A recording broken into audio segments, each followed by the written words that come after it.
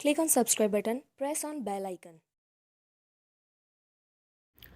Hello friends, दोस्तों आज इस वीडियो में मैं आपको बताऊंगा कि फ्रेंड्स आप किस तरीके से अपनी डेटा टेबल के अंदर पेजिनेशन, सर्चिंग, सॉर्टिंग और जो ऑर्डर बाय है वो सब आप डायनामिकली किस तरीके से सेट कर सकते हो। फ्रेंड्स ये जो प्रोजेक्ट है ये मेरा बनाया हुआ है, इसका मैं आपको डेमो दिखाता हूँ।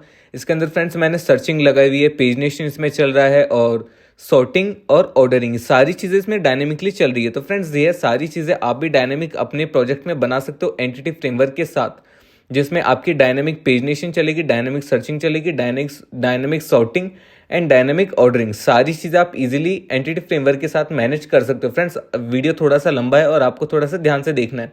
तो सबसे पहले अब हम इसके लिए यहाँ पे एक मेथड बनाते हैं। फ्रेंड्स मेथड में यहाँ पे लेता हूँ पब्लिक टाइप का, एंड देन यहाँ पे हम यूजर्स को रिटर्न करवाने वाले हैं, यूजर्स के मॉडल को। तो हम यहाँ पे लिस्ट में यूजर्स मॉडल ले लेते हैं एंड देन इसको हम नेम दे देते हैं गेट यूजर्स लिस्ट।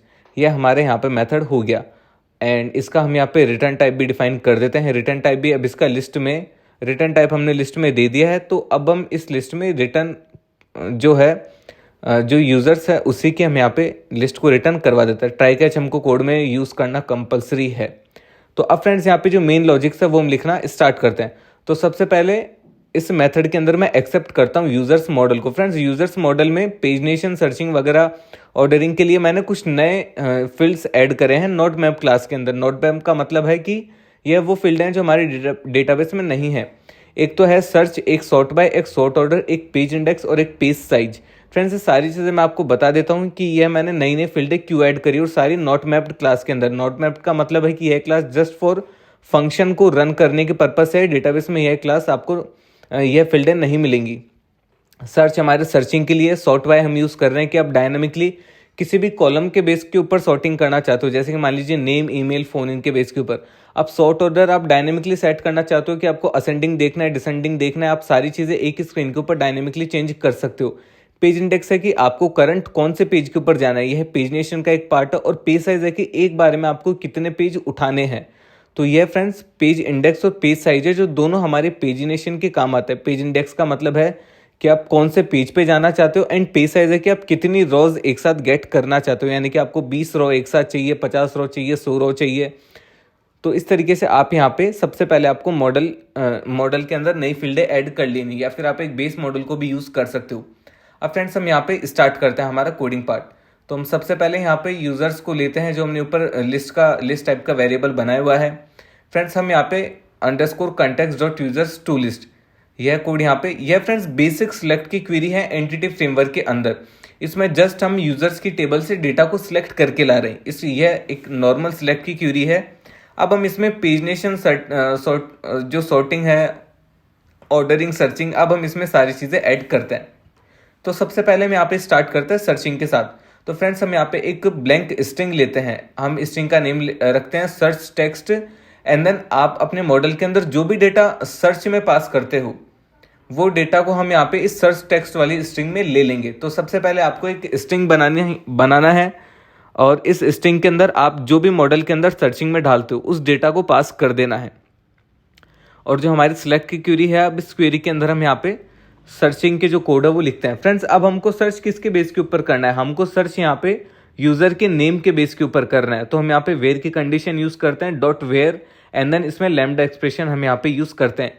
अब फ्रेंड्स हम यहाँ पे नेम के साथ डॉट कंटेंट्स यूज करेंगे। डॉट कंटेंट्स का मतलब ये है कि अगर आप जो भी फील्ड इसमें डाल रहे हो, यानी कि आप ABCD कुछ भी डालते हो, अगर वही चीज यह नेम नाम का जो कॉलम है डेटाबेस में कंटेन रखता है, यानी कि उसके पास वह फील्ड है जो हम सर्च कर रहे हैं, वो डेटा है, तो वो यहाँ पे आपको रिटर्न कर देगा। फ्रेंड्स यहाँ पे हम टर्नरी कंडीशन यूज करेंगे। टर्नरी कंडीशन की आप और भी ज्यादा डिटेल्स गूगल पे पढ़ लीजिए। टर्नरी कंडीशन का मतलब है कि आपको इफ एल्स सारी चीजें एक ही जगह पे एक ही लाइन के अंदर आप मैनेज कर सकते हो, उसको हम फ्रेंड्स टर्नरी कंडीशन बोलते हैं।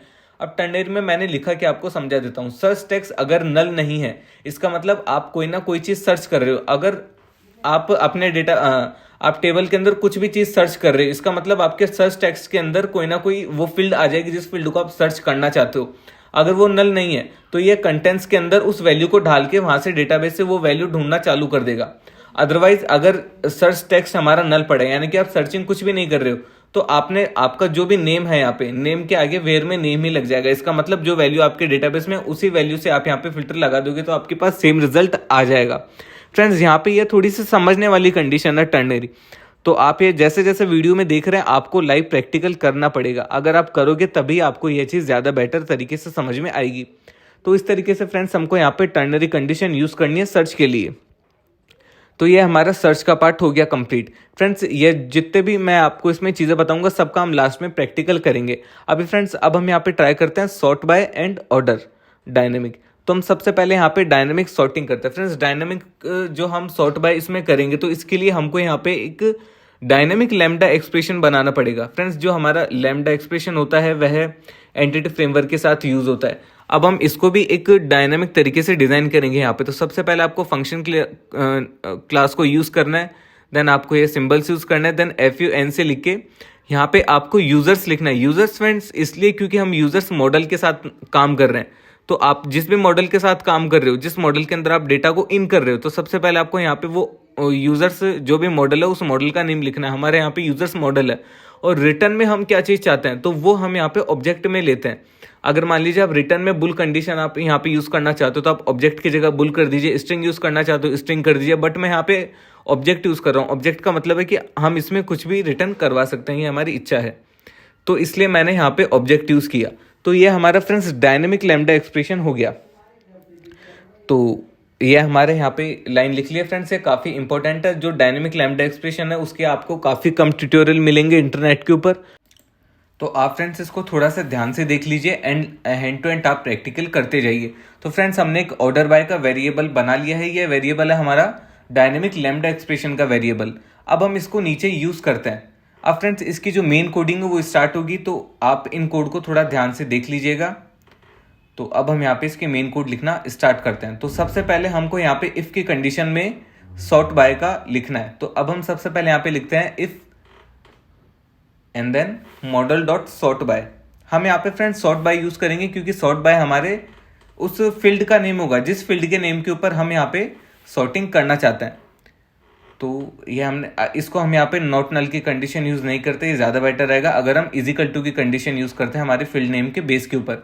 तो अब हम यहाँ पे यूज़ करते हैं if model dot sort by is equal to ID। इसका मतलब है कि अगर आप ID के बेस के ऊपर सर्च ऑर्डरिंग करना चाहते हो, और फ्रेंड्स हमारे पास वैसे 4 फील्ड हैं जिनके साथ हम ऑर्डरिंग सेट कर सकते हैं, ID, नेम, ईमेल और फ़ोन।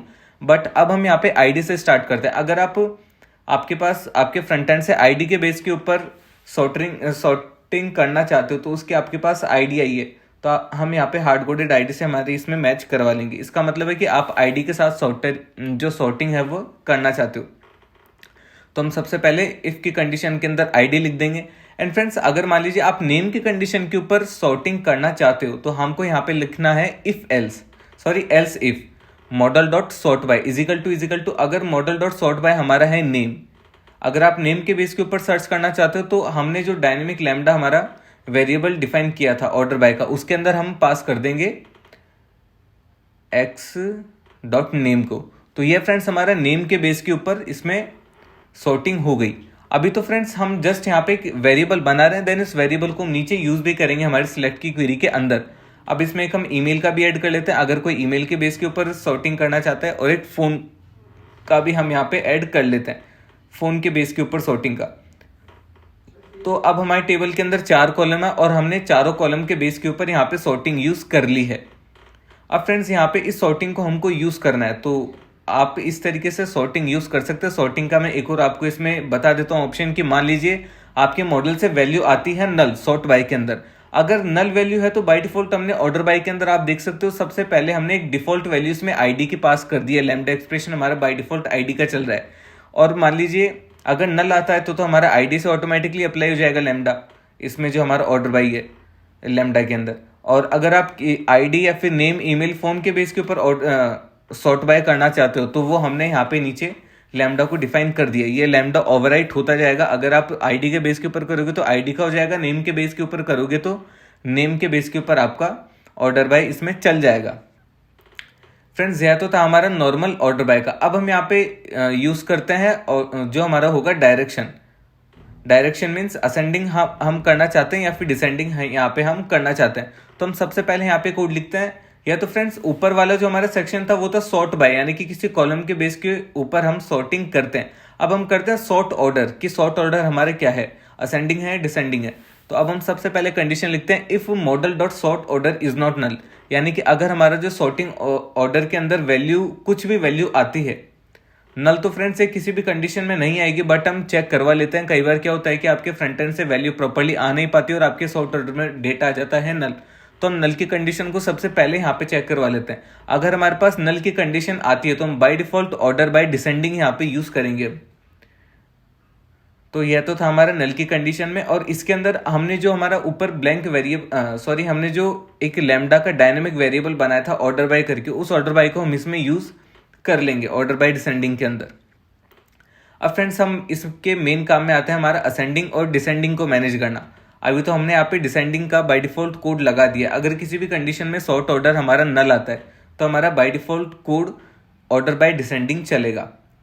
तो अब हम यहाँ पे नल असेंडिंग और डिसेंडिंग की कंडीशन को चेक करवाते हैं। तो हम सबसे पहले यहाँ पे कोड लिखते हैं, if model dot sort bye dot tool over. Tool over हम यूज कर रहे हैं कि अगर मान लीजिए जो ASC है असेंडिंग के जो कोड है वो अगर आप वहां से कैपिटल में भी भेजोगे तो हमारा कोड उसको स्मॉल में कन्वर्ट करके स्मॉल में ही सर्च करेगा। तो हम यहाँ पे फ्रेंड्स इस तरीके से कोड लिखना ज्यादा बेटर रहता है टूल ओवर के साथ।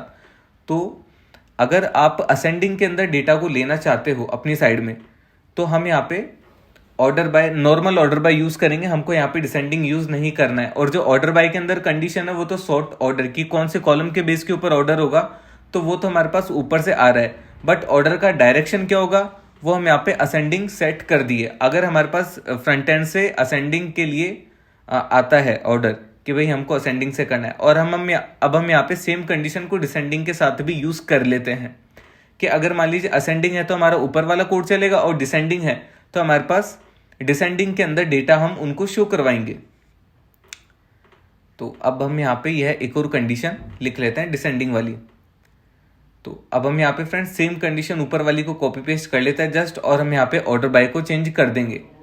तो अब इसको मैं कॉपी करता हूँ, नीचे पेस्ट करते हैं और ऑर्डर बाय को हम यहाँ पे डिसेंडिंग कर लेते हैं। तो फ्रेंड्स ये हमारा डायनेमिक ऑर्डर बाय हो चुका है, यानी कि डायनेमिक हमने सॉर्ट ऑर्डर भी सेट कर दिया और डायनेमिकली हमने सॉर्ट बाय भी सेट कर दिया। आपको जिस भी कॉलम के बेस के ऊपर सॉर्टिंग लगानी हो उस कॉलम को भी आप सिलेक्ट कर सकते हो, और आपको सॉर्टिंग का ऑर्डर क्या रखना है, असेंडिंग रखना है डिसेंडिंग करना है, वो भी हमारा डायनेमिक हो गया और डायनेमिक हमारी यहाँ पे सर्चिंग भी हो गई। तो फ्रेंड्स हमने सारी चीज इसमें डायनेमिक कर लिया। अब जस्ट हमारा पेजिनेशन रिमेनिंग रहा है, जो कि थोड़ी सी ज्यादा इंपॉर्टेंट चीज है और उसको आपको थोड़ा सा ध्यान से देखना पड़ेगा। तो अब हम यहाँ पे यूज कर लेते हैं हमारे पेजिनेशन के कोड को। तो फ्रेंड्स पेजिनेशन में आपको थोड़ा सा ध्यान से देखना है क्योंकि उसमें हम एक मैथमेटिकल जो हमारा लॉजिक होगा वह भी यूज करने वाले हैं, और लॉजिक जो है वो मैं आपको स्क्रीन के ऊपर प्रॉपर समझा दूंगा। बट आप जैसे जैसे वीडियो को देख रहे हो वैसे वैसे अपनी साइड में एक प्रैक्टिकल करते जाइए, जब भी आपको ज्यादा बेटर समझ में अगर ब्रेक पॉइंट को यूज करते रहिए इस कोड के अंदर। तो अब फ्रेंड्स सबसे पहले हम यहाँ पे पेजिनेशन के कोड को भी लिख लेते हैं, देन हम पूरे कोड की टेस्टिंग एक साथ कर लेंगे। तो अब हम यहाँ पे पेजिनेशन के लिए फ्रेंड्स मैंने हमारे मॉडल के अंदर दो फील्ड एक्स्ट्रा ऐड करी है, एक तो है पेज इंडेक्स और एक है पेज साइज। तो अब हम यहाँ पे दोनों को यूज करने वाले हैं। तो अब सबसे पहले मैं यहाँ पे टेक को रिमूव कर देता हूँ क्योंकि यहाँ पे डॉट टेक नहीं लगेगा। सबसे पहले हम यहाँ पे यूज करेंगे डॉट स्किप को, उसके बाद हम यहाँ पे यूज करेंगे डॉट टेक को। तो अब हम सबसे पहले यहाँ पे टेक को रिमूव कर देता है, ये मैंने बाय मिस्टेक ऐड कर दिया था। अब हम सबसे पहले स्किप को यूज करते हैं कि आपको कौन सी वैल्यू को स्किप करके, यानी कि कितने नंबर तक की वैल्यू को स्किप करके उसके आगे के नंबर हमको गेट करने हैं। तो फ्रेंड्स इस चीज को आप थोड़ा सा ध्यान से सुनिएगा क्योंकि हम यहाँ पे एक मैथमेटिकल लॉजिक यूज करने वाले हैं। फ्रेंड्स सबसे पहले हम यहाँ पे मॉडल डॉट पेज इंडेक्स को यूज करेंगे। पेज इंडेक्स को हम माइनस करेंगे 1 से हार्ड कोडेडली, एंड देन इसको मल्टीप्लाई करेंगे हमारे मॉडल के अंदर जो पेज साइज आएगी उससे।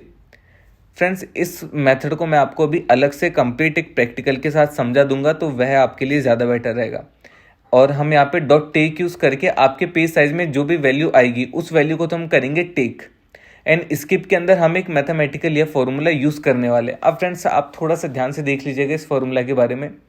तो अब मैं आपको इस फॉर्मूला को समझाता हूँ। हमने एक ब्लैंक वेरिएबल ले लिया जिसके अंदर मैं यहाँ पे फॉर्मूले को पुट कर देता हूँ। अब फ्रेंड्स मैं आपको समझाता हूँ। मान लीजिए आप अपने मॉडल डॉट पेज इंडेक्स के अंदर, मैं आपको यहाँ पे एक एग्जाम्पल के साथ बता देता हूँ ये, क्योंकि वर्बली थोड़ा सा यह कम समझ में आएगा। फ्रेंड्स, अगर मान लीजिए हम यहाँ पे मॉडल डॉट पेज इंडेक्स के अंदर 1 यूज़ करते हैं। 1 का मतलब है कि आप जब अपने पेज को लोड करते हो तो सबसे पहले आपका जो पेजनेशन है वह फर्स्ट से स्टार्ट होता है, तो वो पेज इंडेक्स 1 होता है। अगर हम पेज इंडेक्स 1 से डेटा को व्यू करते हैं तो फ्रेंड्स हम इस फॉर्मूले को अब हमको यहाँ पे यूज़ करना है।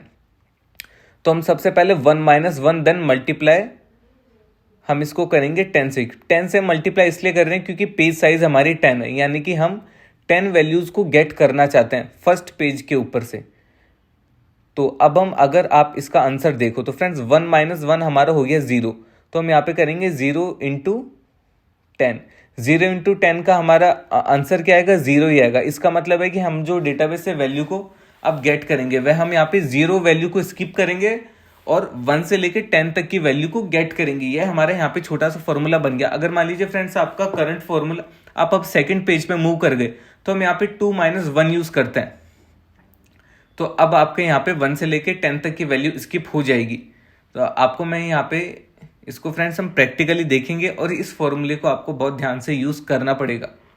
यह काफ़ी अच्छा फॉर्मूला है। अगर आप स्टोर प्रोसीजर या फिर डेटाबेस में भी यूज़ करते हो तो वहाँ पे फ्रेंड्स सेम फॉर्मूला लगता है जो कि हम यहाँ पे C# के अंदर लगा रहे हैं। तो अब हम इसको यूज़ करेंगे। फ्रेंड्स, अगर मान लीजिए आप अपने जो करंट पेज है वह आप सेकंड पेज के ऊपर मूव करना चाहते हो तो उसका भी मैं आपको बता देता हूँ। फर्स्ट पेज का तो हमारा हो गया था। अगर हम सेकंड पे मूव करते हैं तो 2 - 1 हमारा हो गया 1। 1 × 10 हमारा हो गया, रिजल्ट में आएगा 10। तो अब हमारे यहाँ पे रिजल्ट में आ गया 10। अब 10 का मतलब है कि स्किप हम करेंगे 10 वैल्यूज को एंड देन हम टेक करेंगे जो भी हमारी 1 से 10 वैल्यू होगी उससे आगे वाली, यानी कि 11 से अब हम वैल्यू को टेक करना स्टार्ट करेंगे। तो फ्रेंड्स, ये खास बात होती है, ये जस्ट हम यहाँ पे स्किप का ही बनाते हैं, टेक का हम यहाँ पे कुछ भी नहीं बनाते, क्योंकि हमारा सारा डेटा डिपेंड करता है पेजनेशन में कि हम स्किप कितनी चीज़ों को कर रहे हैं। अगर मान लीजिए आप डायरेक्टली 5th टैब के ऊपर जाना चाहते हो अपने पेजनेशन के थ्रू, तो आप करंट पेज के अंदर 5 पास करोगे, देन आप 5 - 1 करके इंटू 10 करोगे, देन आपकी जो 40 इसमें आपके पास रिजल्ट आएगा 40। इट मीन्स है कि आप 40 रोज को स्किप करना चाहते हो एंड देन 40 के आगे 41 से 50 तक के डेटा को आप टेक करना चाहते हो। तो इस तरीके से फ्रेंड्स आपके यहाँ पे डायनामिक पेजिनेशन वर्क करता है।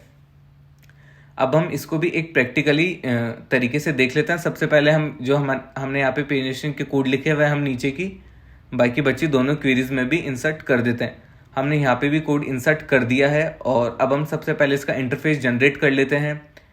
इंटरफेस के यहाँ पे मैंने ऐड कर दी है, हमारे यहाँ पे गेट यूजर्स लिस्ट का इंटरफेस ऐड हो गया है। फ्रेंड्स, अब हमको यहाँ पे होम कंट्रोलर के ऊपर आके एक्शन मेथड को भी ऐड कर देते हैं। एक्शन मेथड मैंने इसका पहले से ऐड किया हुआ है, तो आप भी यहाँ पे ऐड कर लीजिएगा। इसमें मैंने एक मिस्टेक कर दी थी कि यहाँ पे हमने model dot sort bye use कर लिया था, जबकि यह ऑर्डरिंग का है, तो मैं यहाँ पे इसको सॉर्ट ऑर्डर कर देता हूँ। यह जो हमारी छोटी सी मिस्टेक थी उसको मैंने यहाँ पे सही कर लिया है। अब फ्रेंड्स, हम यहाँ पे कोड को रन करते हैं और रन करके सारी चीज़ों को प्रैक्टिकली करते हैं जो भी हमने अब तक के कोड लिखे हैं उनको। फ्रेंड्स, सबसे पहले मैं आपको यहाँ पे डेटाबेस की क्वेरी दिखाता हूँ, सिलेक्ट की मेरा डेटा दिखाता हूँ। तो मेरे पास यहाँ पे टोटल 28 रोज पड़ी हैं डेटा की और ये मेरी एपीआई बन चुकी है गेट यूजर्स की। हम यहाँ पे पोस्टमैन को यूज़ करेंगे और हमारे काम की जो इसमें चीज़ें वह है searching, sort by, sort order, page index और पेज साइज। इन्हीं के ऊपर अब हमारा सारा काम होगा। तो हम सबसे पहले यहाँ पे सॉर्ट बाय करते हैं। तो फ्रेंड्स, मैं यहाँ पे सॉर्ट बाय आईडी, तो मैं आईडी के बेस के ऊपर सॉर्टिंग करूंगा। और सॉर्टिंग क्या होगी मेरी, सॉर्टिंग का ऑर्डर क्या होगा, ऑर्डर मैं यहाँ पे लिख लेता हूँ असेंडिंग, कि मेरे को आईडी के बेस के ऊपर असेंडिंग के साथ डेटा लेके आना है और सर्चिंग के अंदर भी ना लो। तो इसका मतलब मैं कुछ भी चीज़ को सर्च नहीं कर रहा हूँ। पेज इंडेक्स 1, पेज इंडेक्स 1 मैंने इसलिए यूज़ करा है कि मुझे फर्स्ट पेज से डेटा गेट करना है और एक बार के लिए मुझे ओनली फॉर 10 वैल्यूज़ ही गेट करनी है। तो मैंने पेज साइज में 10 डाल दिया है। अब हम यहाँ पे रिक्वेस्ट को सेंड करते हैं। रिक्वेस्ट को सेंड करने के बाद हमारे ब्रेक पॉइंट पे हम आ गए और आप देख सकते हो कि सॉर्ट बाय में हमने डायनेमिकली जो हमारा था आईडी उसको उठा लिया, यानी कि हम आईडी के ऊपर सॉर्ट बाय करेंगे। और जो हमारा मैथमेटिकल फॉर्मूला था हमारे पास रिटर्न में आया 0। 0 का मतलब है कि हम यहाँ पे 0 वैल्यू को स्किप करेंगे और टेक करेंगे 10 वैल्यू को। इसका मतलब हम फर्स्ट इंडेक्स के ऊपर हैं। और सर्चिंग के अंदर हम नल यूज़ कर रहे हैं अभी, क्योंकि हम कुछ भी डेटा को सर्च नहीं कर रहे अभी, जस्ट हम हमारे यहाँ पे डायनामिक पेजिनेशन और डायनामिक ऑर्डर को टेस्ट कर रहे हैं। तो यहाँ पे हमारी रिक्वेस्ट कंप्लीट हो चुकी है, हमारे पास रिटर्न में डेटा आ चुका 10। फ्रेंड्स ये आप देख सकते हो 0 से लेके 9 तक के हमारे पास एरे आ चुके हैं। इसका मतलब हमारे पास टोटल 10 एरे आ चुके हैं, यानी कि एरे में 10 लिस्ट हमारे पास आ चुकी है। आप देख सकते हो आईडी के बेस के ऊपर हमारे यहाँ पे डेटा असेंडिंग हो रखा है। इट मीन्स 1 2 3 4 देन 3004, 3005, 3006, 3007, इस तरीके से हमारे पास यहाँ पे डेटा आया है, क्योंकि हमारे पास डेटाबेस में आईडी 4 के बाद डायरेक्ट 3000 से स्टार्ट हो रही है। तो जो भी आपका असेंडिंग का ऑर्डर रहेगा, आपके पास जो भी नंबर है, ये आपका जो विजुअल हमारा जो एंटिटी फ्रेमवर्क की कोड है ऑटोमेटिकली आपकी क्वेरी के ओनली असेंडिंग बेस के डेटा को उठा के लिएंगे आईडी के बेस के ऊपर। तो हमारे यहाँ पे 1 से लेके यह डेटा आ चुका। अब फ्रेंड्स हम यहाँ पे 10 तक के डेटा सेकंड पेज के डेटा को गेट करते हैं। तो हम यहाँ पे पेज इंडेक्स के ऊपर डाल देते हैं कि अब मुझे सेकंड पेज पे मूव करना है। तो सेकंड पेज के मूव की कंडीशन क्या लगेगी वो भी हम इसमें एक बार चेक कर लेते हैं।